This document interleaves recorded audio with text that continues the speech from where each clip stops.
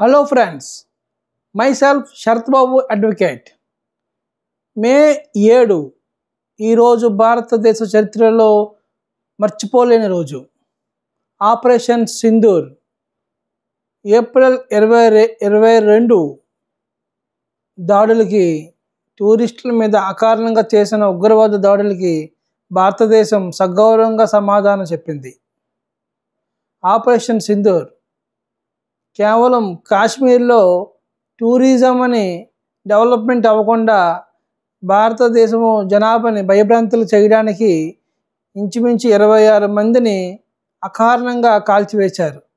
ఆ కాల్చివేయడం కాకుండా వాళ్ళు పక్కాగా హిందువులా కాదా అని నిర్ధారించుకొని మరీ కాల్చారు.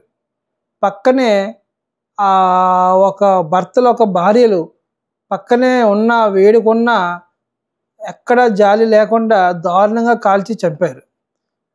ఏప్రిల్ 22 నుంచి ఈరోజు వరకు సరైన సమాధానం భారతదేశం ఆర్మీ ఎప్పుడు ఇస్తుందా చూసిన వాళ్ళందరికీ ఈరోజు ఒక పండగ పర్వదినం. భారతీయ స్త్రీ ప్రపంచంలో ఒక మంచి మర్యాద. భారతీయ స్త్రీ టచ్ చేయడం అంటే అంత ఆషామాషి విషయం కాదని మన ఆర్మీ సమాధానం చెప్పింది. భారతదేశ స్త్రీ వివాహం అయిన ఒక స్త్రీమూర్తికి నుదుటి మీద సింధూరం ఎంత ఇంపార్టెంటో, ఎంత ముఖ్యమో అందరికీ తెలిసిందే. ఆవిడ్ని టచ్ చేయకూడదు అని ఆ red signal, don't touch me అనేది ఆ రెడ్ సిగ్నల్. ఉగ్రవాదులు వెళ్ళి ఏరుకోరి ఆ రెడ్ సింధూరాన్ని టచ్ చేసి ఈరోజు మూల్యం పక్కాగా చెల్లించారు. పాకిస్తాన్ దీనిని చాలా గట్టిగా విభేదించి పాకిస్తాన్ ప్రధానమంత్రితో సైతం మూల్యం చెల్లించుకుంటారు. ఇది పాకిస్తాన్ మీద జరిగిన దాడిగా భావిస్తున్నాము, ఇది పాకిస్తాన్ ఆర్మీ సమాధానం చెప్తుందని పొద్దున్నుంచి ప్రకంపనలకు పోతున్నారు. గత 12 సంవత్సరాల నుంచి ఈ యొక్క ఉగ్రవాద సమస్యలు పలానా దగ్గర ఉన్నాయి, మీ దేశ భాగంలో ఉన్నాయి, ఇవి మా దేశానికి చాలా ఇబ్బంది పెడుతున్నాయి అని 12 సంవత్సరాల నుంచి మన దేశం వాళ్ళకి అఫీషియల్గా లేఖల మీద లేఖలు నోటీసులు ఎన్నో ఇచ్చి కూడా ఫలితం లేదు. ఫ్రెండ్స్, మన పక్క ఇంటిల్లోనే పక్కింటి చెట్టు కొమ్మలు మన ఇంటి విభాగంలోకి వచ్చి ఆ ఆకులు రాలుతుంటే మనం ఊరుకోం. పక్కింటి వాళ్ళకి మీ చెట్టు కొమ్మలు మా పరిధిలోకి వస్తున్నాయని చెప్పి చెప్పుతాం.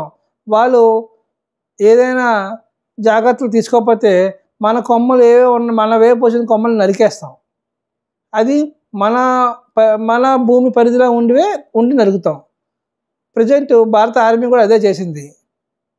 అదే మనం వాళ్ళ భూమి పరిధిలోకి వెళ్తే కొమ్మలు నరకం, చెట్టే నరికేస్తాం.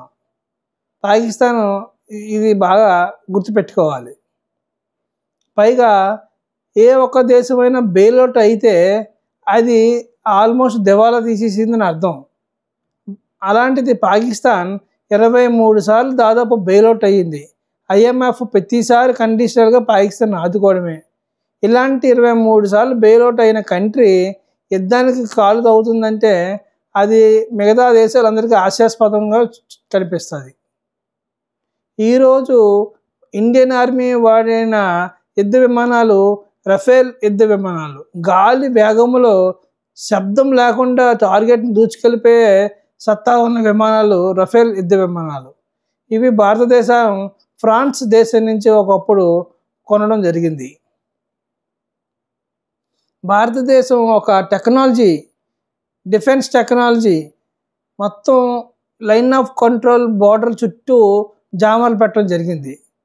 దీనివల్ల పాకిస్తాన్ యుద్ధ విమానాలు ఎక్కడికి వెళ్తున్నాయి, ఏ విమానాలు వస్తున్నాయి, ఏ వెళ్తున్నాయో వాళ్ళకి అర్థం చేసుకోవడానికి కొన్ని రోజులు పడుతుంది.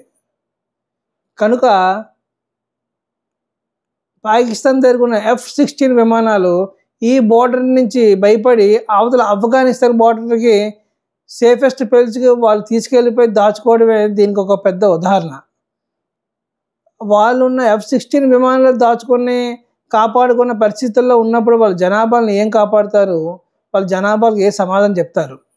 ఆల్రెడీ పాకిస్తాన్లో ఉన్న జనాభాలో వాళ్ళ డిఫెన్స్ మీద కానీ వాళ్ళ ప్రభుత్వం కానీ పెద్దగా నొచ్చింది.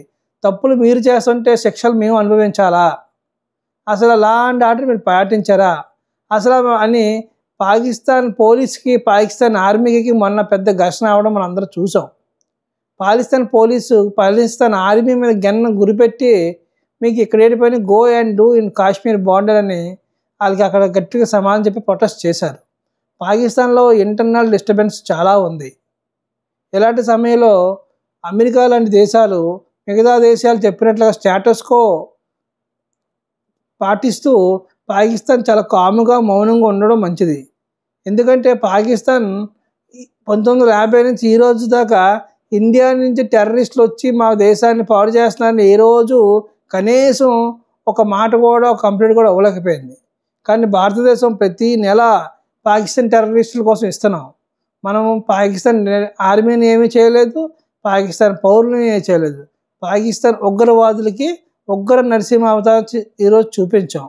అసలు వాళ్ళకి ఆ ఉగ్రవాదం పేరు కూడా పెట్టడం చాలా తప్పు.